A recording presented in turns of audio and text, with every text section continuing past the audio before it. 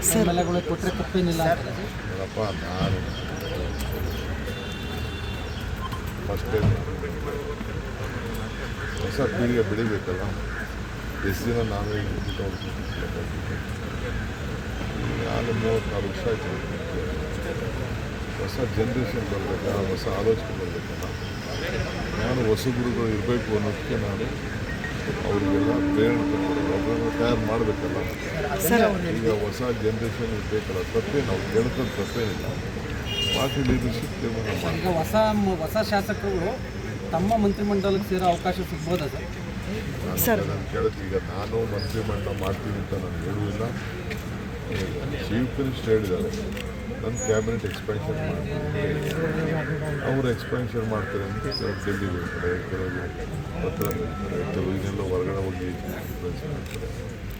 ಅವ್ರ ಆಸೆ ಇರ್ತದೆ. ಸರ್, ಡಿ ಕೆ ಶಿವಕುಮಾರ್ ಅವರು ಕೂಲಿ ಕೊಡಿ ಅಂತ ಕೇಳ್ತಾರೆ. ಅದಕ್ಕಿಂತ ಡಿ ಕೆ ಶಿವಕುಮಾರ್ ಅವ್ರಿಗಿಂತ ಮುಂಚೆ ಪರಮೇಶ್ವರ್ 2 ಬಾರಿ ಅಧ್ಯಕ್ಷರಾಗಿದ್ರು, ಅವ್ರಿಗೆ ಕೂಲಿ ಕೊಡ್ಲಿ ಅಂತ ಹೇಳಿ ರಾಜಣ್ಣ ಅವರು ಹೇಳಿದ್ದಾರೆ ಸರ್.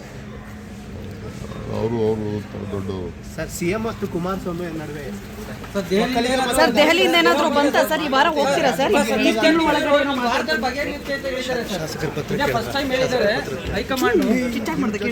ಮಾತುಕತೆ ನಡೆಸ್ತಾರೆ ಅಂತ ಹೇಳ್ತಾ ಇದ್ದಾರೆ.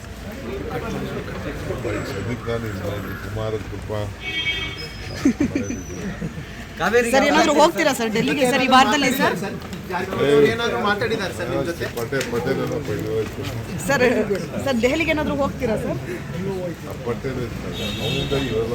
ಇಲ್ಲ ಸರ್.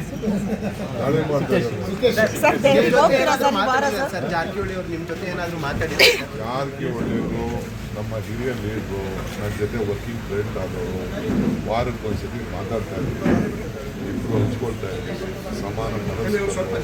ಅವ್ರಿಗೂ ಪಕ್ಷದ ಬಗ್ಗೆ ಅಪಾರವಾದ ಚಿಂತನೆ ಇದೆ. ಸರ್ಕಾರ ಮತ್ತೆ ವಾಪಸ್ ತರಬೇಕು ಅಂತೇಳಿ ನಾವೆಲ್ಲ ಯೋಜನೆಗಳನ್ನು ತಯಾರು ಮಾಡ್ತಾ ಇದ್ದೀವಿ. ಈ ಸರ್ಕಾರ ವಾಪಸ್ ಬರ್ತದೆ.